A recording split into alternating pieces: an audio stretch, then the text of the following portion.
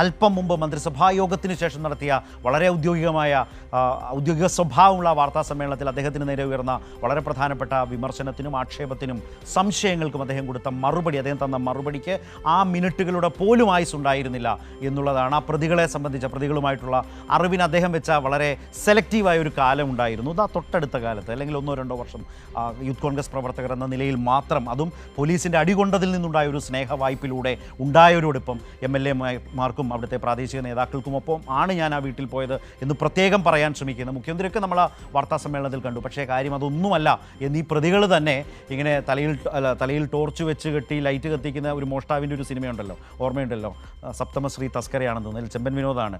നാട്ടുകാർ ഓടി നടന്നു പിടിക്കാൻ പോകുമ്പോൾ അവസാനം കാണുന്നില്ല, നല്ല ഇരുട്ടത്താണ്. പക്ഷേ കൂരിരുട്ടിൽ ഒരിടത്തൊരു വെട്ടം കാണുകയാണ്. ചെന്ന് നോക്കുമ്പോൾ ഈ കള്ളൻ അവിടെ പമ്മിയിരിക്കുകയാണ്, പക്ഷേ ഈ മോഷ്ടാവ് അവിടെ ഇരിക്കുകയാണ്.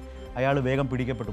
പ്രശ്നം എന്താണെന്ന് വെച്ചാൽ ഈ തലയിൽ വെച്ച ടോർച്ച് ലൈറ്റ് ഈ വെട്ടം പരത്തിയതിൽ നിന്നാണ് ആളുകൾക്ക് കള്ളനെ പിടിക്കാൻ പോയവർക്ക് വേഗം പിടികൂടിയത്. വളരെ സേഫായിട്ടിരുന്നതാണ് എന്ന് പറഞ്ഞതുപോലെ ആയി പോകുന്നുണ്ട് കേരളത്തിൽ ഈ സർക്കാർ. അവർ നേരിടുന്ന പ്രതിബന്ധങ്ങളെക്കുറിച്ച് ചോദിക്കുമ്പോൾ പറയുന്ന മറുപടികൾ ഓരോന്നും അവർക്ക് തന്നെ കുരുക്കായി മാറുന്നു എന്നുള്ളതാണ് ഏറ്റവും പ്രധാനം. കഴിഞ്ഞ 5 വർഷമായി പ്രതിപക്ഷ നേതാവായി വി ഡി സതീശൻ ഉണ്ടായിരുന്ന ഏതാണ്ട് ആ കാലത്തൊക്കെയും ഈ MDMA കേസിലെ പ്രതി മുഹമ്മദ് ഹുസൈൻ വി ഡി സതീശൻ്റെ സോഷ്യൽ മീഡിയ കോർഡിനേറ്ററായി തന്നെയാണ് നടന്നിരുന്നത്, പ്രവർത്തിച്ചിരുന്നത്, അങ്ങനെയാണ് അവകാശപ്പെട്ടിരുന്നത് എന്നുള്ളതാണ് വരുന്നത്. മുഹമ്മദ് ഹുസൈൻ്റെ സോഷ്യൽ മീഡിയ അക്കൗണ്ടുകളിൽ നിന്ന് തന്നെ ഇത് സ്ഥിരീകരിക്കുന്നു, വ്യക്തത വരുത്തുന്നു, കൃത്യമായി അറിയാൻ കഴിയും, ആർക്കും പരിശോധിക്കാം. സതീശൻ്റെ സോഷ്യൽ മീഡിയ കോർഡിനേറ്റർ ആയതിൽ അഭിമാനം എന്നൊക്കെയാണ് ഹുസൈൻ ഈ പ്രതി പോസ്റ്റ് ചെയ്തിട്ടുള്ളത്. രാവിലെ തനിക്ക് സോഷ്യൽ മീഡിയ കോർഡിനേറ്റർ തന്നെ ഇല്ലെന്നായിരുന്നു വാർത്താ സമ്മേളനത്തിൽ മുഖ്യമന്ത്രി വിശദീകരിക്കാൻ ശ്രമിച്ചത്. ഇപ്പോൾ അതൊന്ന് കേൾക്കാം. സോഷ്യൽ മീഡിയ ടീമിലൊന്നുമില്ല. എനിക്ക് പ്രതിപക്ഷ നേതാവായിരിക്കുമ്പോഴും സോഷ്യൽ മീഡിയ ടീമില്ല, ഇപ്പോഴും സോഷ്യൽ മീഡിയ ടീമില്ല. ഞാനൊരു കോർഡിനേറ്ററെ ഒന്നും ഒരു സ്ഥലത്തും വെച്ചിട്ടില്ല. അതൊക്കെ ഓരോരുത്തർ ഓരോ ഇതിൻ്റെ അംഗമായിട്ട് ചേരുന്നതിന് ഇപ്പം നമുക്ക് എന്ത് ചെയ്യാൻ പറ്റും? മനു, അദ്ദേഹം എന്ത് ചെയ്യും? അദ്ദേഹം എന്ത് ചെയ്യാൻ പറ്റും? അദ്ദേഹത്തിൻ്റെ ആളാണെന്നൊക്കെ പറഞ്ഞ് നാട്ടിൽ നടക്കുന്നു, എന്തെങ്കിലുമൊക്കെ ചെയ്തു വെക്കുന്നു. അദ്ദേഹം എന്ത് ചെയ്യും? മനു പറയും, എന്ത് ചെയ്യും? അദ്ദേഹം ഒന്നും ചെയ്യാനുള്ളതൊക്കെ മെറ്റ ചെയ്തുകൊണ്ടിരിക്കുകയാണ് ശരത്ത്. അതാണ് ഇപ്പോൾ നമ്മൾ കണ്ടുകൊണ്ടിരിക്കുന്നത്. ഇതൊന്നും നേരത്തെ പറഞ്ഞ ആ ചെമ്പൻ വിനോദിന് തലയിരുന്ന ടോർച്ചില്ലേ, ആ ടോർച്ചിലെ വെട്ടം വീണ്ടും തെളിയുകയാണ്. ഇത്തവണ ഈ ഹുസൈൻ മുസാഫിറിന്റെ അടുത്ത പേജിൽ നിന്ന് തന്നെയാണ് നമ്മൾ ആ ദൃശ്യങ്ങൾ പുറത്തേക്ക് വിടുകയാണ്. അയാളുടെ പേജിൽ അയാൾ എഴുതിയിരിക്കുന്നത് ഇങ്ങനെയാണ്: രാഷ്ട്രീയ നയങ്ങളിൽ കൃത്യമായ നിലപാടും വ്യക്തമായ വീക്ഷണങ്ങളുമുള്ള കേരളത്തിന്റെ പ്രതിപക്ഷ നേതാവിന്റെ സോഷ്യൽ മീഡിയ ടീമിൽ കഴിഞ്ഞ 5 വർഷക്കാലം പ്രവർത്തിക്കാൻ കഴിഞ്ഞതിൽ എനിക്കേറെ അഭിമാനം തോന്നുന്നു. ആഗ്രഹങ്ങൾ സാധിച്ചു തന്ന, ആവശ്യങ്ങൾ നിറവേറ്റി തന്ന പ്രിയ നേതാവ് പറവൂരിന്റെ മണ്ണിൽ 7ാം അംഗത്തിന് ഇറങ്ങിയിരിക്കുകയാണ്. പ്രാർത്ഥനയോടെ കേരളത്തിന്റെ നായകന് വിജയാശംസകൾ എന്നെഴുതിയ മാർച്ച് 29 ഇലക്ഷന് തൊട്ട് മുൻപ് പോസ്റ്റ് ചെയ്ത കുറിപ്പാണ് നമ്മൾ കാണുന്നത്. ഇതിൽ പറയുന്നതനുസരിച്ച് പ്രതിപക്ഷ നേതാവായിരിക്കുന്ന 5 വർഷക്കാലം വി ഡി സതീശന്റെ സോഷ്യൽ മീഡിയ ടീമിന്റെ ഭാഗമായിരുന്നു ഈ ഹുസൈൻ മുസാഫിർ എന്ന് പറയുന്ന MDMA കേസിലെ പ്രതിയെന്ന് വളരെ വ്യക്തമാവുകയാണ്. അതാണ് ഞാൻ പറഞ്ഞത്, ഒന്നും വി ഡി സതീശൻ ചെയ്യേണ്ട, മെറ്റയെല്ലാം ചെയ്തുകൊണ്ടിരിക്കുകയാണ്. മെറ്റയെ ഉപയോഗിച്ച് വാർത്തകൾ വലിപ്പിക്കാൻ കഴിയുമായിരിക്കും, പക്ഷേ ഇതിന് പറ്റുന്നില്ല ശരത്തെ. അതെ മനു, ഞാൻ ഏതായാലും പ്രേക്ഷകരോടുകൂടി ഒരു കാര്യം പറയട്ടെ. ഇന്നലെ വൈകിട്ട് കൈരളി ന്യൂസിൻ്റെ ന്യൂസ് ആൻഡ് വ്യൂസ് 8 മണിക്കാണ്. ഏതാണ്ട് ആ സമയത്തൊക്കെ തന്നെയാണല്ലോ എല്ലാ ദൃശ്യമാധ്യമങ്ങളുടെയും ചർച്ചകൾ നടക്കുന്നത്. കുറേ ആളുകളൊക്കെ ഈ മാടമ്പി തർക്കം കാണാൻ വേറെ ഏതെങ്കിലും ഒരു ചാനലിൽ പോയിട്ടുണ്ടാവും, സുകുമാരൻ നായരും ഗണേഷ് കുമാറും തമ്മിൽ. കുറേ ആളുകൾ മെസ്സി വരുമോ എന്നറിയാൻ, അതിലെന്തെങ്കിലും കുഴപ്പം വന്നിട്ടുണ്ടോ, അതിൽ ഈ മീഡിയ മാനേജ്മെൻറ്റിനൊക്കെ വലിയ താല്പര്യങ്ങളുണ്ട്, അതിൽ നിന്ന് രൂപപ്പെടുത്തിയെടുക്കുന്നൊരു വിവാദമുണ്ട്, അത് വെച്ച് ചർച്ച ചെയ്തവരുണ്ട്. അവരെല്ലാവരും വളരെ കൃത്യമായി ഒഴിവാക്കിയ ഒരു പ്രധാന വിഷയം, നമ്മുടെ മുഖ്യമന്ത്രിയുമായി ബന്ധപ്പെട്ട് വരുന്ന ചോദ്യങ്ങൾ അതൊരു വിഷയമേ അല്ല. അതും ഒരു തലമുറയെ കാർന്നു തിന്നുന്ന MDMA പോലെയുള്ള രാസലഹരികളുമായി നടക്കുന്നത് മുഖ്യമന്ത്രിയോട് വളരെ അടുപ്പമുള്ള ആളുകളാണ്. അവർ പിടിക്കപ്പെടുന്നു. ആ ദുരൂഹ ചങ്ങാത്തം ഇതൊരു വിഷയം പോലുമല്ലാത്ത ഒരു കേരള മാധ്യമ പരിസരത്ത് കൈരളി ന്യൂസ് ഇന്നലെ ചർച്ച ചെയ്തത് ന്യൂസ് ആൻഡ് വ്യൂസാണ്. ന്യൂസ് ആൻഡ് വ്യൂസ് ചർച്ച ചെയ്ത വിഷയമാണ്. മനു ഈ പറഞ്ഞ ഈ പോസ്റ്റ് അടക്കം അവിടെ ഉയർന്നു വന്നു, അവിടെ വായിക്കപ്പെട്ടു. ഡോക്ടർ PK ഗോപൻ വളരെ കൃത്യമായി ഈ വിഷയം, അദ്ദേഹത്തിൻ്റെ ഈ പ്രതികളുടെ ആഗ്രഹങ്ങളും ആവശ്യങ്ങളും ഞാൻ അപ്പോൾ അത് നോട്ട് ചെയ്ത് വെച്ചു, നമ്മൾ സ്ക്രീനിൽ കാണിക്കുകയും ചെയ്തു. ആവശ്യങ്ങളും ആഗ്രഹങ്ങളും നിറവേറ്റിയാൾ വീണ്ടും മത്സരിക്കാൻ പറവൂരിൽ. എന്താഗ്രഹമാണ് ചോദ്യം ബാക്കിയല്ലേ? അപ്പം അതാണ് ആ ദുരൂഹ ചങ്ങാത്തം എന്ന നമ്മുടെ ചോദ്യത്തെ കൂടുതൽ ബലപ്പെടുത്തുന്നത്, അതിനെ വലിയ സംഭാവന ചെയ്യുന്നത് ആ മറുപടികൾ കൊണ്ട് മുഖ്യമന്ത്രി തന്നെയാണോ? അദ്ദേഹത്തിൻ്റെ മുഖ്യമന്ത്രിയുടെ ഇന്നത്തെ വിശദീകരണം ഇതുമായി ബന്ധപ്പെട്ട് ഒട്ടും സ്വീകാര്യമല്ല കേരളീയ പൊതുസമൂഹത്തിന് എന്ന് നിസ്സംശയം പറയാൻ കഴിയുമോ?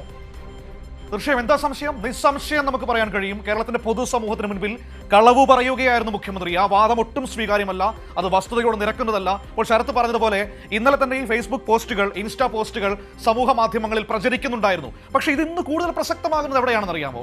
നേരത്തെ നമ്മൾ കാണിച്ച ബൈറ്റിലാണ്. മുഖ്യമന്ത്രി പറയുന്നില്ലേ, എനിക്ക് അങ്ങനെ ഒരു സോഷ്യൽ മീഡിയ ടീമേ ഇല്ല, അങ്ങനെ ഒരു കോർഡിനേറ്ററും ഇല്ല, പ്രതിപക്ഷ നേതാവായിരുന്നപ്പോഴും ഇല്ല, ഇപ്പോഴും ഇല്ല എന്ന് പറയുകയാണ്. അവിടെ ഇതാ ആ ബൈറ്റാണ് ഇവിടെ പൊളിഞ്ഞു വീഴുന്നത്. അതായത് ആ ബൈറ്റ് കൊടുത്തു കഴിഞ്ഞ് മുഖ്യമന്ത്രി ഓഫീസ് ചേംബറിലേക്ക് എത്തുന്നതിന് മുൻപ് ആ കള്ളം പൊളിയുന്നതാണ് നമ്മൾ കണ്ടുകൊണ്ടിരിക്കുന്നത്. ഈ മുസാഫിർ അഹമ്മദ് അയാൾ കൃത്യമായി എഴുതുകയാണ്, ഹുസൈൻ മുസാഫിർ കൃത്യമായി എഴുതുകയാണ്, കഴിഞ്ഞ 5 വർഷക്കാലം ഞാൻ പ്രതിപക്ഷ നേതാവിന്റെ സോഷ്യൽ മീഡിയ ടീമിൽ ഉണ്ടായിരുന്നു, അതിന് ഒരുപാട് നന്ദി. അത് മാത്രമല്ല, അതിൽ പറയുന്ന വളരെ പ്രധാനപ്പെട്ട പരാമർശം, അതാണ് ഏറ്റവും പ്രസക്തം.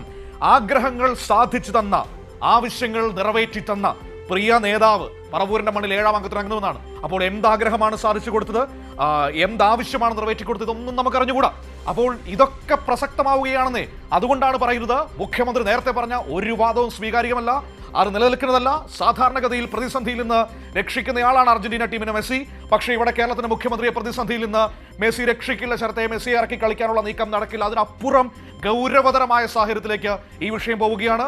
ഇപ്പോൾ മുഖ്യമന്ത്രി സമ്മതിച്ചിരിക്കുകയാണല്ലോ, എനിക്ക് ഇവരെ അറിയാമായിരുന്നുവെന്ന്. പക്ഷെ പറഞ്ഞ കാലങ്ങളാണ് പ്രശ്നം. ഇപ്പൊ നേരത്തെ നമ്മൾ സാലിബത്ത് നൽകിയതുപോലെ 2023 നവകേരള സദസ്സിന്റെ സമയത്ത് പരിചയപ്പെട്ടു എന്ന് പറയുന്നു. 2021 മുതലുള്ള ചിത്രങ്ങളും ദൃശ്യങ്ങളും പുറത്തു വരുന്നു. സോഷ്യൽ മീഡിയ ടീമേ എനിക്കില്ല എന്ന് പറയുന്നു. സോഷ്യൽ മീഡിയ ടീമിന്റെ ഭാഗമായതിൽ അഭിമാനിക്കുന്നുവെന്ന് ഈ പറയുന്ന ഹുസൈൻ മുസാഫിർ ഇട്ട പോസ്റ്റ് ഇതാ നമ്മൾ നൽകുകയാണ്. അപ്പോൾ പിന്നെ എങ്ങനെ ഇത് ന്യായീകരിക്കാൻ കഴിയും? ഇനി ഇതിനെന്ത് മറുപടി മുഖ്യമന്ത്രിക്ക് പറയാൻ കഴിയും? അതാണ് നമ്മുടെ മുൻപിലുള്ള പ്രധാനപ്പെട്ട പ്രശ്നമെന്ന് പറയുന്നത് ശരത്ത്. അപ്പോൾ കഴിഞ്ഞ വാർത്താ സമ്മേളനത്തിലും നേരത്തെ ശരത്ത് തുടക്കത്തിൽ പറഞ്ഞതുപോലെ സാധാരണഗതിയിൽ ബുധനാഴ്ച പറയാറുള്ള നുണ കർക്കിടകവായതുകൊണ്ട് വ്യാഴാഴ്ചത്തേക്ക് മാറ്റുന്നതാണ് നമുക്ക് കാണാൻ കഴിഞ്ഞത്. അതിനപ്പുറം ഒന്നും സംഭവിച്ചിട്ടില്ല. ഈ പറയുന്നതെല്ലാം വസ്തുതാവിരുദ്ധമാണ്. ഇനി എത്ര മാധ്യമങ്ങൾ ഇത് മൂടിവെക്കാൻ ശ്രമിച്ചാലും ഇത് സമൂഹ മാധ്യമങ്ങളിൽ അവർ വിചാരിക്കുന്നതിനപ്പുറത്തേക്ക് തരംഗമായി പോവുകയാണ്. മെറ്റ വാർത്തകൾ പിൻവലിക്കുമ്പോഴും അതിനെ മറികടക്കുന്ന സൂത്രപ്പണികളുമായാണ് മറുഭാഗത്ത് ഇത് പ്രചരിച്ചുകൊണ്ടിരിക്കുന്നത്. അതുകൊണ്ട് ഇത് പൊതുസമൂഹത്തിന് മുൻപിൽ വലിയ ചർച്ചയായി കഴിഞ്ഞിരിക്കുന്നു. ഗുരുതരമായ MDMA, കോടികൾ വിലമതിക്കുന്ന MDMAയുമായി മുഖ്യമന്ത്രിയുടെ കൂട്ടുകാർ, സോഷ്യൽ മീഡിയ കോർഡിനേറ്റർ അടക്കം പിടിയിലായി എന്നതാണ് പ്രശ്നം. അതിൽ നവകേരള സദസ്സിന്റെ കാര്യം പറയുന്നുണ്ട്. അതിൽ രസകരമായ കാര്യം എന്ന് പറയുന്നത്, ഈ ലാത്തിൽ ചാർജിൽ പരിക്കേറ്റതിനെ തുടർന്ന് അയാളെ വിളിച്ചു എന്നാണ് പറയുന്നത്. അയാൾ ഇട്ടിരിക്കുന്ന പോസ്റ്റുകളിൽ, ദൃശ്യങ്ങളിൽ വ്യക്തമാണ്, ഒരു പരിക്കുമില്ല ആ വിദ്വാന്. കൊടിയുമായിട്ട് ഇങ്ങനെ നിൽക്കുന്നതേ ഉള്ളൂ, വാഹനം അതിലെ കടന്നു പോവുകയാണ്.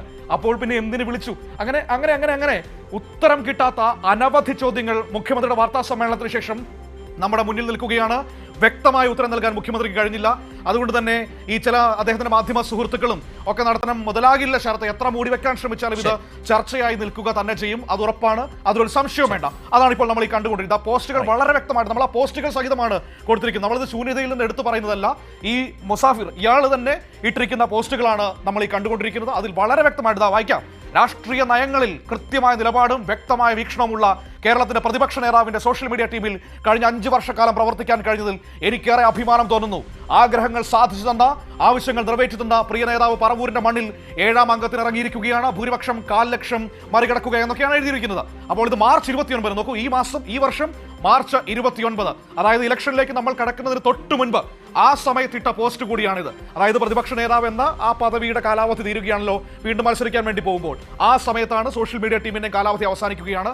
ആ സമയത്ത് അയാൾ ഇട്ട പോസ്റ്റാണ് നമ്മൾ ഈ കണ്ടുകൊണ്ടിരിക്കുന്നത്. ആ ദൃശ്യങ്ങൾ സഹിതമാണ് നമ്മൾ കാണിച്ചിരിക്കുന്നത്. നമ്മൾ വായുവിൽ നിന്ന് എടുത്ത് പറയുന്നതല്ല ശരത്. ശരി, അതായത് ഇപ്പോൾ ഈ മുഖ്യമന്ത്രി ഇന്ന് വിശദീകരിക്കാൻ ശ്രമിച്ചത് നവകേരള സദസ്സിൻ്റെ പ്രതിഷേധ കാലത്താണ് ഈ പ്രതികളുമായി പരിചയപ്പെടാൻ ഇടവന്നത് എന്നാണ്. അതായത് 2023 നവംബർ, ഡിസംബർ ആ മാസങ്ങളിലാണ് എന്നാണ് അദ്ദേഹം പറഞ്ഞു വെക്കാൻ ശ്രമിച്ചത്. പക്ഷേ അദ്ദേഹം കേരളത്തിൻ്റെ പ്രതിപക്ഷ നേതാവായത് 2021 ആ 2021 തന്നെ പ്രതിപക്ഷ നേതാവായ VD സതീശനുമായിട്ടുള്ള അടുപ്പം, അല്ലെങ്കിൽ ആ നേതാവുമായിട്ടുള്ള അടുപ്പം വെളിപ്പെടുത്തുന്ന 2021 തന്നെ ചിത്രവും പോസ്റ്റും എല്ലാം നമ്മൾക്ക് ഈ പ്രതികളുടേതായി, മുസാഫിർ എന്ന ഈ പ്രധാന പ്രതിയുടേതായി കാണാൻ കഴിയുന്നു എന്നുള്ളതാണ്. യഥാർത്ഥത്തിൽ ഇങ്ങനെ മുഖ്യമന്ത്രിയുമായി അടുപ്പമുള്ള വ്യക്തികൾ MDMAയുമായി പിടിയിലായത് തന്നെ കേരളത്തെ അമ്പരപ്പിച്ചു, വല്ലാതെ ഞെട്ടിപ്പിച്ചു.